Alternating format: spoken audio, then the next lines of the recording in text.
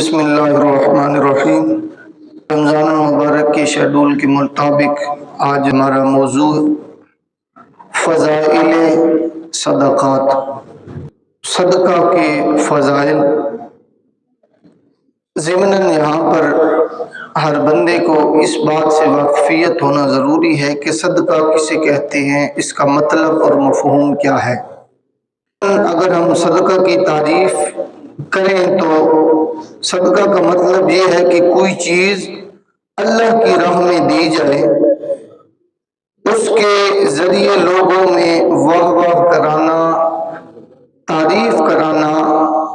یا کوئی اور مقصد نہ ہو، مقصود کوئی اور چیز نہ ہو، اللہ اور اس کے رسول کی رضا کے لیے اور اللہ رب العزت کی جناب سے اجر و ثواب حاصل کرنے کی نیت سے جو مال خرچ کیا جائے اسے صدقہ کہا جاتا ہے۔ صدقے کی اس تعریف میں یہ بھی معلوم ہوا ہمیں کہ حقیقی صدقہ وہی ہے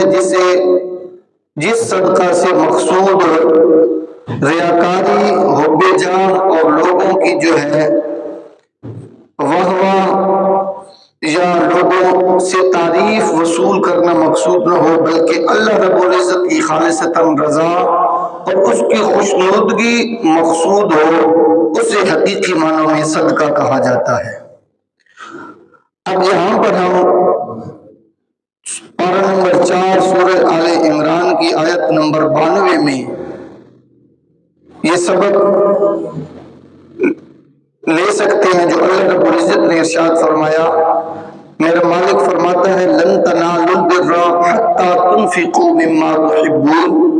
وما تنفقوا من شيء فإن الله به عليم۔ اللہ رب العزت نے فرمایا تم ہرگز بھلائی کو نہ پہنچو گے جب تک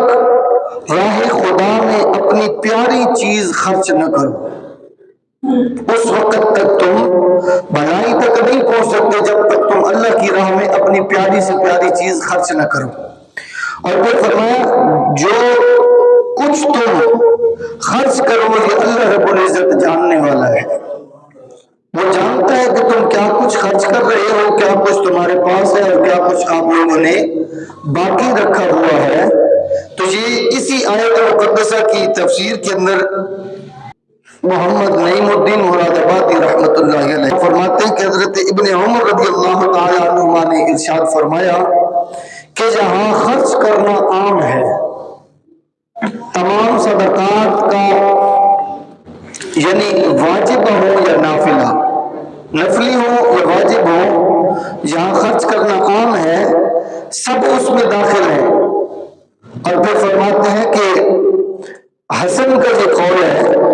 کہ جو مال مسلمانوں کو محبوب ہو اور اسے رضائے الہی کے لیے خرچ کرے وہ اس آیت میں داخل ہے، خواہ ایک کھجور ہی کیوں نہ ہو۔ جو اسے محبوب ہے اس میں رب کی رضا کے لیے اگر رب کی راہ میں خرچ کر دے تو یہ اس کا صدقہ ہے۔ اور پھر دیکھیں کہ حضرت اس ضمن میں ہمیں بہت سارے جو ہے سنتیں بھی ملتی ہیں۔ حضرت سیدنا عمر بن عبد العزیز رحمۃ اللہ علیہ آپ شکر کی بوریاں بانٹا کرتے تھے، تو پھر آپ جب یہ صدقہ کرتے تو ان سے کہا گیا کہ اس کی قیمت کیوں نہیں صدقہ کر دیتے، یہ اتنی شکر لے کر آپ لوگوں میں تقسیم کرتے ہو تو اس کی جو قیمت ہے وہ لوگوں میں آپ تقسیم کر دیں۔ تو آپ نے فرمایا شکر مجھے محبوب زیادہ ہے، میں چاہتا ہوں کہ میں اپنی پیاری چیز خدا کی راہ میں صدقہ کرتا رہوں، چونکہ اللہ نے فرمایا اپنی پیاری چیزوں کو خرچ کرو، تو فرمایا شکر مجھے پسند ہے، محبوب ہے، اس لیے میں شکر لوگوں میں تقسیم کرتا ہوں۔ اور پھر اس ضمن میں ایک سبق ہمیں ملتا ہے کہ حضرت اسماء بنت ابو بکر رضی اللہ تعالی عنہما آپ سے مروی ہے، فرماتی ہیں بخاری شریف کے اندر یہ بات موجود ہے، فرماتی ہیں کہ اللہ رب العزت کے حبیب نے فرمایا ہاتھ نہ روکو ورنہ پل سے بھی روک لیا جائے گا، بخاری شریف۔ تو اس سے ہمیں کیا معلوم ہوا کہ ہم جب تک اللہ کی راہ میں دیتے رہتے ہیں اللہ رب العزت اس وقت تک ہمیں عطا کرتا رہتا ہے۔ ہمارے پاس مال ہو، دولت ہو، ہمارے گھروں میں سب کچھ ہو، بنگلہ گاڑی، عیاشیاں، عیش و عشرت کا سب کچھ ہو، مال اکٹھا کرتے خدا کی راہ میں ہم نہ دیں تو یقین جانے ہماری یہ دنیا بھی برباد ہے، ہمارا اگلا جہاں بھی برباد ہے۔ حضرت سیدنا یزید بن میسرہ رحمت اللہ تعالی علیہ آپ فرماتے ہیں کہ ہم سے پہلی امتوں میں ایک شخص تھا جس نے بڑا مال و زر اکٹھا کیا، بہت لالچی قسم کا بندہ تھا اور مال اکٹھا کرتا رہا، بینک بیلنس اکاؤنٹ جو بھی اس وقت تھا، سونے جواہرات کے ڈھیر اکٹھے کر لیے، ذہن یہ رکھ کے چلا تھا کہ پہلے اکٹھا کروں گا اور پھر اس سے عیش و عشرت کی زندگی گزاروں گا۔ اللہ کی راہ میں اس نے کبھی ایک روپیہ خرچ تک نہ کیا۔ تو آپ فرماتے ہیں کہ ایک وقت آیا کہ اس نے بہت ساری دولت اکٹھی کر لی اور پھر وہ بہت سے خدا ہر وقت ہاتھ باندھے اس کے سامنے کھڑے ہوتے اور اس کے حکم کے منتظر رہتے، اور وہ اس دنیا میں اور اس کی آسائشات اور اس کی آرائشوں میں اتنا مگن ہوا کہ اپنی موت تک بھول گیا۔ یاد رکھیے یہ جو مال ہے یہ نعمت بھی ہے اور یہ لعنت بھی ہے۔ اگر یہ مال تمہیں خدا کے قریب کر دے تو سمجھ لے یہ اللہ کی نعمت ہے، اور اگر یہ مال تمہیں اللہ اور اس کے رسول اور موت کی فکر سے دور کر دے تو سمجھ لے یہ مال رحمت نہیں بلکہ لعنت ہے، یہ لعنت ہے۔ ایسے مال کو قبول نہیں کرنا چاہیے اور نہ ایسے مال کے بارے میں سوچنا چاہیے۔ تو وہ اپنے موت کو بھول گیا۔ ایک دن ایسا آیا کہ ملک الموت حضرت سیدنا اسرائیل علیہ السلام آپ ایک فقیر کی صورت میں اس کے دروازے پہ آ گئے اور کہنے لگے کہ دروازہ کھٹکھٹایا، جو نوکر تھے وہ بھاگ کے دروازے پر آئے اور دروازہ کھولا تو دیکھا فقیر ہے۔ تو ملک الموت علیہ السلام نے فرمایا کہ وہ جو اپنا بادشاہ ہے نا اسے ذرا میری طرف بھیجو۔ تو وہ خادم تھے، انہوں نے کہا کہ وہ آپ جیسے کسی فقیر کی نا مدد کرنے گئے ہیں۔ یہ میں اکثر یہ کہتا ہوں کہ بڑے جتنے بھی ہیں نا وہ علماء کی فیلڈ میں ہوں، مفتیان کرام کی فیلڈ میں ہوں یا پولیٹکس دیکھ لیں، جس فیلڈ میں بھی دیکھ لیں، بڑے اتنے خراب نہیں ہوتے جتنا انہیں وہ چمچے خراب کر دیتے ہیں۔ اتنے اختلافات اپنے ان کے نہیں ہوتے جتنے یہ ساتھ والے خراب کر دیتے ہیں۔ تو وہ بھی ساتھ والے تو کہتے ہیں کہ تمہارے جیسے کسی فقیر کی نا وہ مدد کرنے پہلے سے گئے ہوئے ہیں، جبکہ بادشاہ صاحب اندر بیٹھے ہیں۔ تو حضرت ملک الموت نے تھوڑا سا انتظار فرمایا، تھوڑی دیر ہوئی تو پھر دستک دی دروازے پر،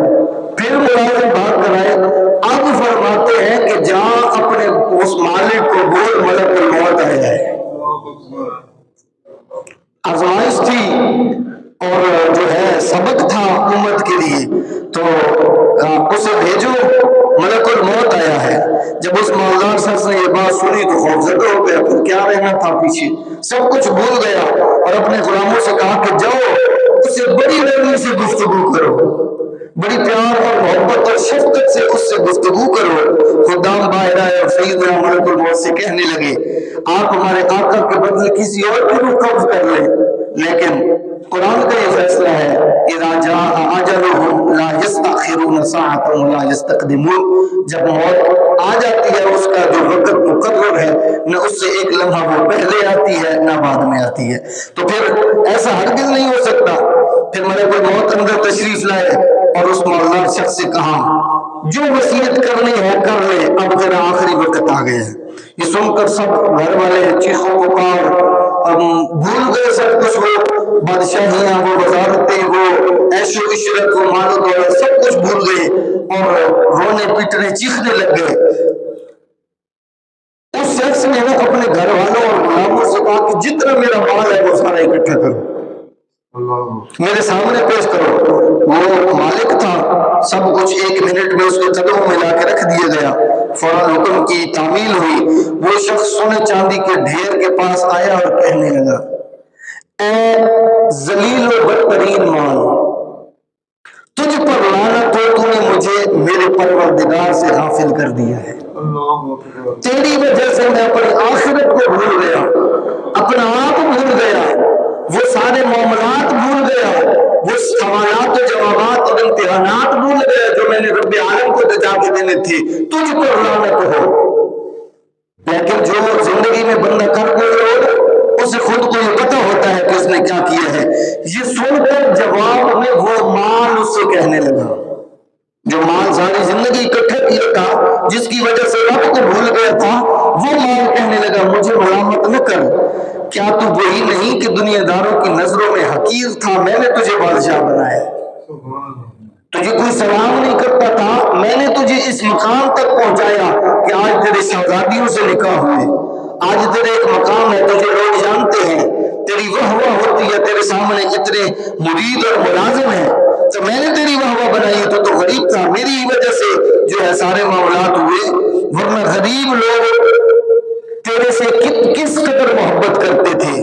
تو اب یہ تیری بدبختی ہے، مال کہہ رہا ہے کہ اب یہ تیری بدبختی ہے کہ تو نے مجھے شیطانی کاموں میں خرچ کیا ہے، یہ تیری غلطی ہے، اب میں تیرے پاس آ گیا تھا، میں نے تجھے عزت دی، تیری مرضی، تو رحمان کو راضی کر یا شیطان کو راضی کر، یہ اب تیری مرضی ہے۔ تو دیکھیں کہ وہ مال اسے یہ کہہ رہا ہے اگر تم مجھے اللہ کے کاموں میں خرچ کرتا تو یہ ذلت اور رسوائی تیرا مقدر نہ بنتی، کیا میں نے تجھ سے کہا تھا کہ تم مجھے نیک کاموں میں خرچ نہ کر۔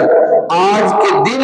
وہ مال کہہ رہا ہے اس بادشاہ کو، آج کے دن میں نہیں بلکہ تو زیادہ ملامت اور لعنت کا مستحق ہے۔ تو یہ حضرت جو ہے نا یزید، حضرت سیدنا یزید بن میسرہ کا یہ جو سارا واقعہ ہے جو پہلی امتوں کا تھا، یہ مصطفیٰ کریم صلی اللہ علیہ وآلہ وسلم کی ساری امت کے لیے لمحہ فکریہ ہے، ہمارے لیے یہ سبق ہے۔ وہ لوگ گزر گئے، تمام امتوں کے جتنے بھی قرآن میں احوال ہیں یا جتنے بھی معاملات ہیں وہ یا احادیث مبارکات میں، وہ ہمارے لیے مقصد راہ ہے،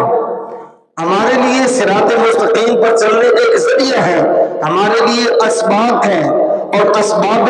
راہ حق ہیں۔ تو ہمیں یہ سوچنا چاہیے کہ ایسی چیزوں پر عمل کر کے اپنے اللہ اور اس کے رسول کو راضی کر لیں۔ اور اس ضمن میں آقا علیہ الصلوۃ والسلام کی احادیث مبارکات اگر ہم سنیں، قرآن کی بہت ساری آیات میرے سامنے ہیں لیکن وقت کے دامن میں اتنی گنجائش نہیں۔ مصطفیٰ کریم صلی اللہ علیہ وسلم نے فرمایا، یہ ترمذی شریف کی حدیث پاک ہے کہ نماز ایمان کی دلیل ہے اور روزہ گناہوں سے ڈھال ہے اور صدقہ خطاؤں کو یوں مٹا دیتا ہے جیسے آگ پانی کو بجھا دیتی ہے۔ روزہ جو ہے گناہوں سے ڈھال ہے اور صدقہ خطاؤں کو یوں مٹا دیتا ہے جیسے پانی آگ کو بجھا دیتا ہے۔ ترمذی شریف کی حدیث پاک، اور آقا علیہ الصلوۃ والسلام نے ایک جگہ فرمایا، یہ المعجم الکبیر کے اندر، ان صدقۃ المسلم تزید فی العمر وتمنع میتۃ السوء ویذهب اللہ الکبر والفخر۔ آقا علیہ الصلوۃ والسلام نے فرمایا بے شک مسلمان کا صدقہ جو ہے نا، یہ اس کی جو زندگی ہے اسے طویل کر دیتا ہے، عمر کو بڑھا دیتا ہے۔ جو یہ چاہتا ہے نا کہ میں زیادہ دیر زندہ رہوں، اسے چاہیے کہ رب عالم کی بارگاہ میں اس کی رضا کے لیے، رب عالم کی رضا کے لیے لوگوں کے صدقہ کرنا شروع کر دے۔ اور پھر آقا جو یہ چاہتا ہے کہ اسے موت اچھی ہو، مصطفیٰ کریم صلی اللہ علیہ وسلم نے فرمایا صدقہ جو ہے نا بری موت کو بھی روک دیتا ہے، ایمان کی موت عطا فرما دیتا ہے۔ اور پھر جو یہ چاہتا ہے کہ برکت مجھے عطا ہو، تو آقا علیہ السلام نے فرمایا اللہ عز و جل اس کی صدقہ کی برکت سے، صدقہ دینے والے سے تکبر اور فخر، یعنی کہ جو بڑائی اور فخر کرنے کی بری عادت ہوتی ہے، یہ بھی دور کر دیتا ہے، اللہ اسے لوگوں میں عزت عطا فرما دیتا ہے۔ یہ آقا علیہ الصلوۃ والسلام کی جو ہے ترمذی شریف کی ایک اور حدیث پاک ہے کہ بے شک صدقہ رب کے غضب کو بجھا دیتا ہے اور جو ہے بری موت اگر اس کی زندگی میں ہو تو اسے دفع کر دیتا ہے، اللہ اسے عزت اور شان و شوکت کی موت عطا فرما دے گا۔ یہ وہ باتیں ہیں جو اکثر ہم ہر موڑ پر یہ احادیث مبارکات ٹیپ ریکارڈر پر یا کوئی نہ کوئی بندہ کہہ رہا ہوتا ہے اور ہم سنتے ہیں، لیکن حضرات مختصر سی زندگی ہے، توجہ کی ضرورت ہے اور عمل کی ضرورت ہے۔ آج کل نا ایک اور بڑا مسئلہ ہے، سمجھدار لوگ بیٹھے ہیں آپ، اللہ ہم سب کو جو ہے ایسا عقل عطا فرمائے جو سمجھنے والا بھی ہو۔ تو ایک ایسے معاملات اکثر ہوتے ہیں نا کہ اگر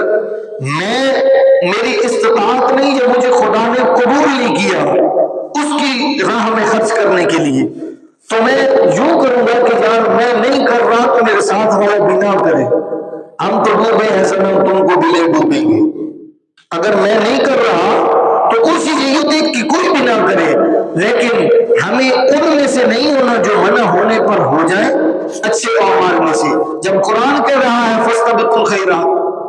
خیر کے کاموں میں مقابلہ کرو، صحابہ کرام مقابلہ کرتے تھے ایک دوسرے سے لیکن خیر کے کاموں میں، اور سب سے بڑی جو ہے صدقہ کی خیرات کی دلیل مصطفیٰ کریم صلی اللہ علیہ وسلم کی یاری کی ہے، اور مشہور ترین ہے کہ آقا علیہ الصلوۃ والسلام نے ارشاد فرمایا کہ تبوک کے لیے مجھے مال چاہیے، حضرت عمر رضی اللہ تعالیٰ عنہ اپنا آدھا مال لے آئے، جبکہ یار غار مصطفیٰ حضرت ابوبکر صدیق اپنا سب کچھ لے کر مصطفیٰ کے قدموں میں قربان کر دیتے ہیں۔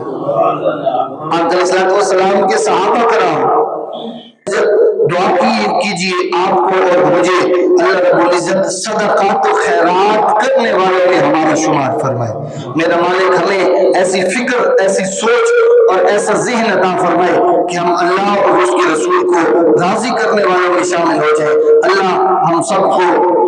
علم حق سمجھنے کی اور اس پر عمل کرنے کی توفیق عطا فرمائے۔ وما علینا الا البلاغ المبین۔